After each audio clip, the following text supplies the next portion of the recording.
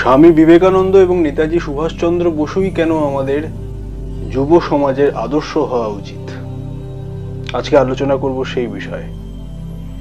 এই বিষয়ে আলোচনা করতে গেলে একটা ছোট্ট গল্প বা বলা যেতে পারে একটা উপমার অবতারণা করা খুব প্রয়োজনীয়। সেটা কিরকম? ধরা যাক যে আমরা প্রত্যেকে যে অঞ্চলের বাসিন্দা, আমরা যেখানে থাকি সেই জায়গার অলি গলি রাস্তাঘাট ইত্যাদি সমস্ত কিছু আমাদের নখদর্পণে। আজকে আমরা যে বাড়িতে থাকি সেই বাড়ির থেকে বাইরে বেরিয়ে আমাদের যদি দোকান যেতে হয়, বাজার যেতে হয়, স্টেশন যেতে হয়, মেন রোডে যেতে হয়, আমাদের কারোর সাহায্যের প্রয়োজন নেই, যেহেতু সেই জায়গাটা আমাদের চেনা। কিন্তু এখন যদি কোনো প্রয়োজনে আমাদেরকে হঠাৎ করে আমেরিকাতে পাঠিয়ে দেওয়া হয়, যেখানকার জনজীবন সম্বন্ধে, যেখানকার সিস্টেম সম্বন্ধে আমাদের কোনো আইডিয়া নেই, এরকম একটা জায়গায় যদি আমাদেরকে পাঠিয়ে দেওয়া হয়, তখন আমাদের কি দরকার হবে? সবার আগে কোনো একজন মানুষের অ্যাসিস্ট্যান্স, সাহায্য দরকার হবে, যাতে যে জায়গাটাতে আমি রয়েছি সেই জায়গাটা সম্বন্ধে যথেষ্ট নলেজ, যথেষ্ট জ্ঞান আমার থাকে। না হলে আজকে আমেরিকাতে কোনো একটা জায়গাতে যদি আমাকে পাঠিয়ে দেওয়া হয়, আমি জানি না সেখানকার বাজার কোথায়, আমি জানি না সেখানকার স্টেশন কোথায়, আমি জানি না সেখানে আমি কোথায় থাকবো, তার ঘর ভাড়া কত ইত্যাদি প্রভৃতি কিছুই আমি জানি না। তো ফলত দেখা যাবে কি যে সেখানে যাওয়া মাত্রই আমি আমার নিজের বুদ্ধিতে যখন কিছু করতে যাব, আমি ধরা যাক বাজারে সবজি কিনতে গেলাম বা অন্য কিছু কিনতে গেলাম, সেখানকার মানুষজন আমাকে ঠকাবে বা আমি সেখানে ঠকে যাব। বা ধরা যাক আমি স্টেশনে গেলাম, স্টেশনের রাস্তা আমি চিনি না, স্টেশন যেতে গিয়ে আমি মেন রোড চলে গেলাম, বা মেন রোড যেতে গিয়ে আমি স্টেশন চলে গেলাম, ইত্যাদি নানান রকম সমস্যার সম্মুখীন আমাদের হতে পারে। এইবারে দেখা যাক কি যে আমরা বন্ধু ভেবে কিছু মানুষজনদের সঙ্গে জড়ালাম, এমন ভাবে তারা দেখা গেল যে আলটিমেটলি কেউই আমাদের বন্ধু নয়, তারা ওই পরে ব্যাক স্ট্যাবিং করবে। দেখা যায় মানুষও আমি চিনতে পারছি না। তো এরকম একটা অবস্থায় সব থেকে বেশি যেটা আমাদের প্রয়োজন হবে এবং সব থেকে বেশি যেটাকে আমরা মিস করব, সেটা কি? যে কোনো একজন সহৃদয় ব্যক্তির অ্যাসিস্ট্যান্স, সাহায্য। তো ভেবে দেখুন, এই জীবনও কিন্তু অনেকটাই হঠাৎ করে আমেরিকায় চলে যাওয়ার মতো। মাতৃগর্ভ থেকে যখন আমরা ভূমিষ্ঠ হই, আমরা যখন পৃথিবীর আলো দেখি, তখন এই জীবন জিনিসটা কিন্তু সম্পূর্ণভাবে আমাদের কাছে নতুন। আমরা জানি না এর কি ঘাত প্রতিঘাত, আমরা জানি না এর কি মোড়, কি বাঁক। আমরা একটা ছন্দে এগিয়ে চলি এবং সেই ছন্দটা আমাদের এই সংসারের সাজিয়ে দেওয়া একটা ছন্দ। ফলত কি হয়, প্রতি পদে আমরা এই মায়ার সংসার থেকে নানান রকমের যন্ত্রণা পাই, নানান রকমের তাপ আমাদের পেতে হয়, নানান রকমের দুঃখ পেতে হয়, এবং আলটিমেটলি আমরা কি হয় না, আমরা ভুল দিকে চলে যাই, ভুল সংসর্গে পড়ে যাই। ইয়াংস্টারদের মধ্যে দেখা যায় যে তারা নেশা ভাঙের দিকে চলে গেল, তারা কমপ্লিটলি হয়তো এমন একটা জীবনের দিকে নিজেদেরকে নিয়ে গেল, নিজের জীবন যাত্রাটাকে এমন করে ফেললো যেটা অত্যন্ত আনহেলদি, ঘোর তমসাচ্ছন্ন একটা জীবনযাত্রা, এবং তারপরে ভোগ বিলাসে গোটা জীবনটা কেটে গেল। এবং একেবারে দিনের শেষে ওই ঠিক আমেরিকায় যাওয়ার মতো আমি যখন অনেকগুলো খারাপ মানুষের পাল্লায় পড়ে আলটিমেটলি ফিরে আসবো, তখন দেখা যাবে যে কারণে আমার আমেরিকাতে যাওয়া সেই উদ্দেশ্যটা আমার সফল হলো না। ঠিক তেমনি জীবনের এই রাস্তায় চলতে গেলে পরে আমাদের একটা অ্যাসিস্ট্যান্সের দরকার হয়। সেই অ্যাসিস্ট্যান্সটা যদি আমরা না পাই, তাহলে আলটিমেটলি জীবন সায়াহ্নে এসে, জীবনের একেবারে শেষে এসে আমরা দেখতে পাবো যে কারণে এই পৃথিবীতে আমাদের অবতীর্ণ হওয়া, সেই কাজ আমাদের কিছুই করা হলো না, চারটি বাজে কাজ নিয়ে আমরা সময়টা কাটালাম। এখন আমেরিকাতে যদি আমরা যাই, তাহলে আমরা কি চেষ্টা করব যে আমাদের কোনো আত্মীয় স্বজন বা আমাদের কোনো বন্ধু বান্ধব, কোনো পূর্ব পরিচিত সেখানে রয়েছেন কিনা। কিন্তু জীবনে তো এরকম কোনো সুযোগ সুবিধা নেই। এই জীবনটা কিভাবে চলতে হবে, জীবনের রাস্তাগুলো কিভাবে প্রত্যেকটা মোড় পেরিয়ে যেতে হবে, এবং সেখানে আমাদের উদ্দেশ্য কি হওয়া উচিত এবং আমাদের কাজ কি হওয়া উচিত, সেই সম্বন্ধে একটা পরিষ্কার বয়ান দিয়ে গেছেন স্বামী বিবেকানন্দ এবং নেতাজি সুভাষচন্দ্র বসু। ফলত তাদেরকে জানা আমাদের অত্যন্ত প্রয়োজন। এখন কথা হচ্ছে, স্বামীজি এবং নেতাজিকেই কেন আমাদের প্রয়োজন? তার একটা কারণ হচ্ছে এইটা যে they are the most authentic and scientific one. তাদের মতো করে ধর্মটাকে, তাদের মতো করে জীবন যাপনটাকে অন্য কেউ দেখান। এবং তারা দুজনেই সদর্পে একটা কথা বলছেন, যে এই দেশের ভবিষ্যৎ নির্ভর করছে আমাদের বয়সী ছেলে মেয়েদের উপর, অর্থাৎ যুবক যুবতীদের উপর। যে দেশের যুবক যুবতী তাদের জীবন যাত্রা, তাদের জীবনের গোল, উদ্দেশ্য, এগুলো নিয়ে যথেষ্ট জ্ঞান নেই বা এগুলো নিয়ে যথেষ্ট কনসিয়াস নয়, সেই দেশের ভবিষ্যৎ কিন্তু খুব খারাপ দিকে এগোবে, এবং সেটা আমরা পরিষ্কার প্রত্যেকে দেখতে পাচ্ছি। এখন স্বামীজি এবং নেতাজির এক্স্যাক্টলি কোন কোন বিষয়গুলোর দিকে আমাদের নজর রাখা দরকার, যেগুলো নেতাজি সুভাষচন্দ্র বসু বলছেন যে আদর্শ জীবন যাপন এবং আদর্শ চরিত্র গঠনের জন্য রামকৃষ্ণ বিবেকানন্দ লিটারেচারের থেকে বা তাদের ভাবাদর্শের থেকে বড় ভালো কিছু আমার জানা নেই। নেতাজির নিজের বাচ্চে এই কথাটা বলা হচ্ছে। স্বামী বিবেকানন্দ বলছেন যে বলহীন সে জ্ঞান লাভ করতে পারে না। বল মানে কি?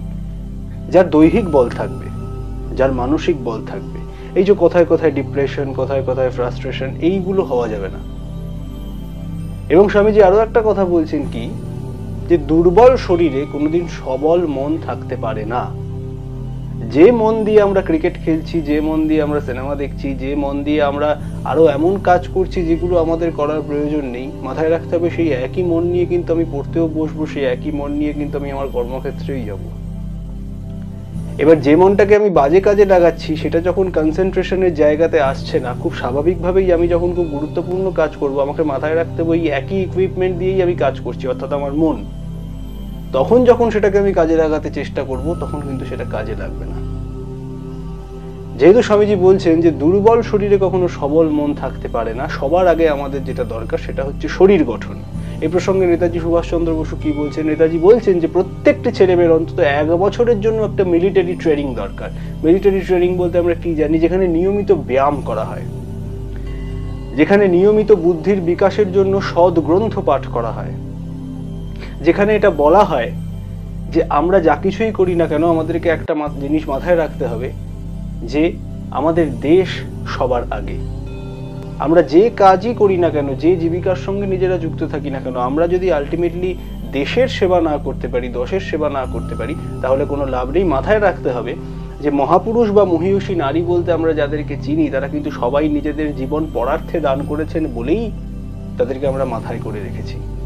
যারা কেবলমাত্র নিজের ভোগবিলাসের জন্য এবং নিজের স্বার্থ সিদ্ধির জন্য, নিজের ইন্দ্রিয় চরিতার্থের জন্য কাজ করে গেছেন নিজের সারাটা জীবন ধরে, তাদেরকে কিন্তু আমরা মাথায় রাখিনি। ফলত আমাদের সবার আগে যেটা দরকার সেটা হচ্ছে দৈহিক সবলতা। আমাদের ব্যায়াম করতে হবে। নেতাজি কি বলছেন?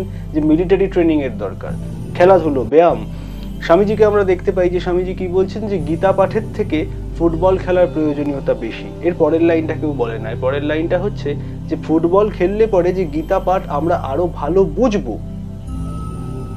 এখন আমাদের মাথায় রাখতে হবে যে গীতার মতো একটা গ্রন্থ, একটা বহুল পরিচিত গ্রন্থ, সারা পৃথিবীর সাকসেসফুল মানুষরা যারা তারা এই গীতা পাঠ করেছেন কখনো না কখনো, এবং নিয়মিত এটা তাদের একটা পঠন পাঠনের অঙ্গ। কিন্তু সেই গীতা উচ্চারিত হচ্ছে কোথায়? ভগবান শ্রীকৃষ্ণ অর্জুনকে কখন এই গীতার যে কথা সেগুলো বলছেন? যুদ্ধক্ষেত্রে, রণক্ষেত্রে দাঁড়িয়ে। এবার রণক্ষেত্রে দাঁড়িয়ে যে কথা উচ্চারিত হচ্ছে, আমার যদি শরীরে বল না থাকে, আমার যদি মনে বল না থাকে, সেই কথার যথোচিত সম্মান দেওয়া বা যথোচিত অর্থ বোঝা আমার পক্ষে সম্ভব নয়। কাজেই দৈহিক সবলতা হচ্ছে সবার আগে, এবং দৈহিক সবলতার সঙ্গে সঙ্গে আমাদের ধ্যান, প্রাণায়াম ইত্যাদির মাধ্যমে আয়ত্ত করতে হবে কি? মানসিক সবলতা। আমাদেরকে নির্ভীক হতে হবে। আমরা দেখতে পাই যে নেতাজি বলছেন, স্বামীজি যদি স্বদেহে থাকতেন, স্থূল দেহে থাকতেন, তাহলে নেতাজি স্বামীজিকেই গুরু পদে বরণ করতেন। এবং আমরা উত্তরকালে দেখতে পাই যে নেতাজি স্বামীজিকেই গুরু পদে বরণ করেছেন এবং স্বামীজির দেখানো পথেই কিন্তু তিনি এগিয়ে চলেছেন। এখন আমাদের কি করার দরকার?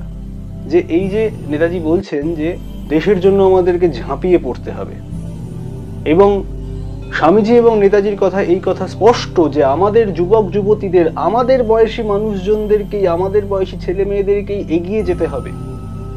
আজকে আমরা দেখতে পাই যে আমাদের মেয়েরা, তাদের আইডল নানান রকম ফিল্ম স্টার, হ্যানা ত্যানা আরো কত রকমের মানুষজন, কিন্তু যারা মেয়েদের জন্য নিজেদের জীবন পাত করলো, মেয়েদের জ্বলন্ত দৃষ্টান্ত হিসেবে যারা থাকলো, তাদের কথা আমরা মেয়েরা দেখছি না। আমরা প্রীতিলতার কথা দেখছি না, আমরা কল্পনা দত্তের কথা দেখছি না, আমরা ঝাঁসির রানী লক্ষ্মীবাঈয়ের কথা দেখছি না, আমরা অহল্যাবাঈ হোলকারের কথা দেখছি না, এবং আরো কত শত মানুষ।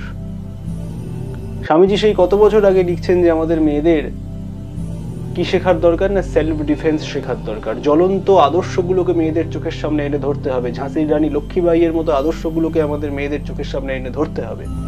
আমাদের মেয়েরা চিরকাল একটা প্যান প্যানে শিক্ষা করে আসছে, কিছু হলেই কান্নাকাটি করা।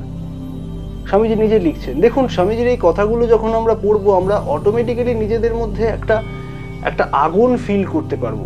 আমরা বুঝতে পারবো যে আমাদের ভেতরে সাহসিকতার একটা আগুন জ্বলছে। এই সাহসিকতার আগুন যখন আরো আরো আরো আমাদের ভেতর জ্বলতে আরম্ভ করবে, আমরা যখন ঠিক করতে পারবো যে আমরা যুবক যুবতীরা নিজেদের জীবিকা এবং ইত্যাদি প্রভৃতি সমস্ত কিছু মেনটেন করার পরে দেশের জন্য দশের জন্য কিছু করব, তখনই কিন্তু দেশ এগোবে, তখনই সেই ভারতবর্ষ স্বামীজির ভারতবর্ষ, নেতাজির ভারতবর্ষ হয়ে উঠবে, তার আগে নয়। কাজেই আমাদের মাথায় রাখতে হবে, আমাদের যুব সমাজের আদর্শ মূলত বাংলায় এবং সারা ভারতবর্ষে নেতাজি এবং স্বামীজিকে আরো বেশি বেশি করে পৌঁছে দেওয়া দরকার। এবং পৌঁছে দিতে হবে কিভাবে? আমাদের নিজেদের জীবন আদর্শের মধ্যে দিয়ে, আমাদের নিজেদের জীবন যাপনের মধ্যে দিয়ে। কেবলমাত্র বই পড়ে জ্ঞান গর্ভ হয়ে কোনো লাভ নেই। আজকে আমরা দেখতে পাই যে আমাদের পশ্চিমবাংলায় আমরা আদর্শহীন। যে পশ্চিমবঙ্গ, যে বঙ্গভূমি, যে বাংলাদেশ একটা সময় শাক্তপীঠ ছিল, শক্তির আরাধনার কেন্দ্র ছিল, সেখানে আমরা প্রত্যেকটি যুবক যুবতী আজকে শক্তিহীনতায় ভুগছি। আমরা ঘোর তামসিক হয়ে উঠেছি। আমরা প্রতিবাদ করতে জানি না, আমরা ভয় পাই। যে প্রদেশ, যে মাটি স্বামীজি নেতাজির মতো আদর্শকে আমাদের সামনে তুলে আনার চেষ্টা করেছে, যে মাটিতে স্বামীজি নেতাজির জন্ম হয়েছে, সেই দেশের যুবক যুবতী হয়ে ভয় পেতে আমরা পারি না। কাজেই স্বামীজি এবং নেতাজিকে সারা দেশের কাছে পৌঁছে দিতে হবে, বাংলার ছেলে মেয়েদেরকেই, তাদের জীবন বোধের মধ্যে দিয়ে, তাদের জীবন আদর্শের মধ্যে দিয়ে। এবং সারা পৃথিবী দেখবে যে স্বামীজি এবং নেতাজিকে নিজেদের আদর্শ করতে পারলে তারা কিরকম স্ফুলিঙ্গের আকার ধারণ করে। সকলে ভালো থাকবেন। জয় হিন্দ।